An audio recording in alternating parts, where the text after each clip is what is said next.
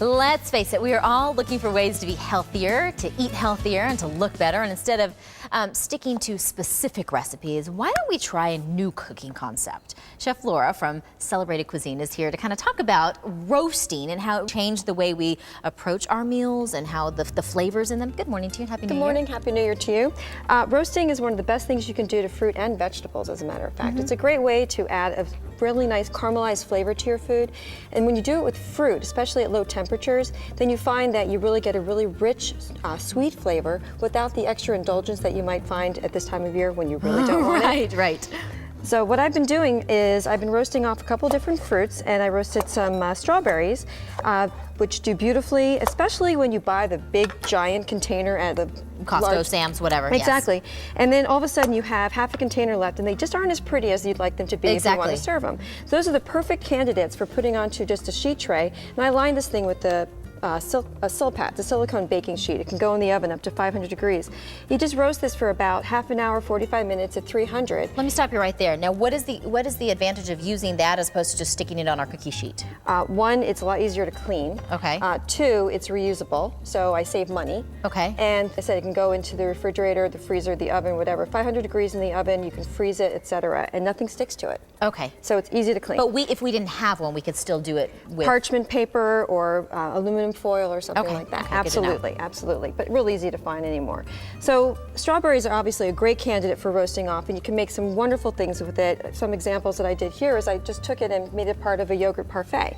So for breakfast, if I want to have a little bit more sweet, then I'll take what my strawberries look like and just throw them onto some vanilla yogurt, a little bit of granola, and I'm good to go. How long would they keep for? Would you stick them like a Tupperware or a Ziploc baggie? Absolutely. You can even freeze them if you want to. But once you've roasted them, keep them in the refrigerator for a few days, but I guarantee you'll eat them before a couple of days are up. I think I might have interrupted you when you were talking about how we were supposed to properly roast them. So if you could reiterate that again. Sure. Just put them in the oven about 300 degrees and slow roast them. If you want to add a little sugar to them, you can, but you really don't need to because the natural sugars in the fruit are going to come out because of the roasting process. One of the other things that I love doing is roasting pineapple. And pineapple is probably one of the best fruits that you could eat. It's what's known as a bromelaid. So it actually helps prevent bruising and all kinds of different things. But a lot of times people don't even know how to cut a pineapple, so I thought I'd do one real fast for you here. But just go right down the sides, and then once you've gone all the way around the sides, just take the little eyes off. That's what I call them. Is there a particular season for pineapples like there is with strawberries and such? You know, not anymore. It used to be pretty much you'd find them more in the spring, summer, etc. But because they are made now, grown now, it's a lot easier to find them year-round. What you want to look for is a frond that's really easy to pull right out of the top. You want to go for smell. Make sure the pineapple smells like pineapple. Okay. It's a good point. And then also you want to feel a little give to the touch. Oh, okay. And then once you've peeled it, here's the cool thing. I made today for you a pan-seared salmon. I marinated the salmon in a little bit of fresh pineapple juice. The pineapple juice came from the peel of the pineapple. So once you peel the pineapple, if you give it a squeeze, you'll see them right out. And this is great not only for marinating different seafood or pork or chicken or whatever, but you can also drink that, add it to your margaritas, whatever it is you want to do. So it's a great little side that you never even think about getting out of the peel of something. Let's show exactly how easy that is to do again because, well, I'll give it a shot. She's putting me to work.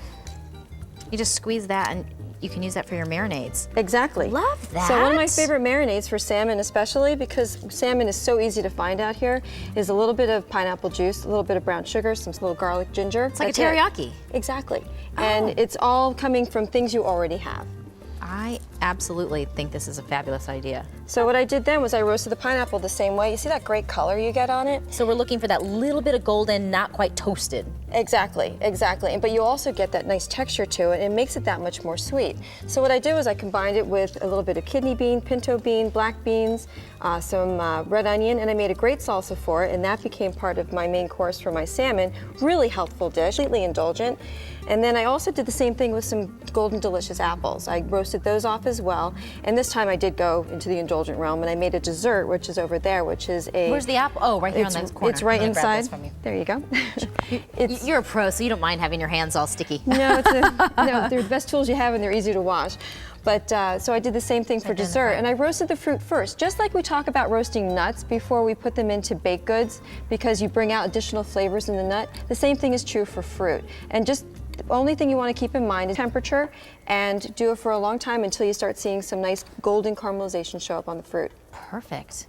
Perfect. This is great. You know what? And I think it's like the one thing is you get that sweet, you satisfy that sweet tooth, that Exactly. craving because it's a richer, sweeter But taste. how much don't we love, sweet and savory together too? So when you can add that little bit of sweetness to your meal as well, you're not really as interested in indulging yourself at dessert. Yeah, it's very true. Now you used pineapples, you used strawberries, apples. What else? Pretty much Pears seems like that might be a good pears one. are fabulous. And if you roast Do they pears, get tart though? No, they actually go the opposite way. They go sweet. Okay. So, and something to look at too when you're picking pears and apples are those which are better eaten out of hand as opposed to getting a little bit of heat in the oven.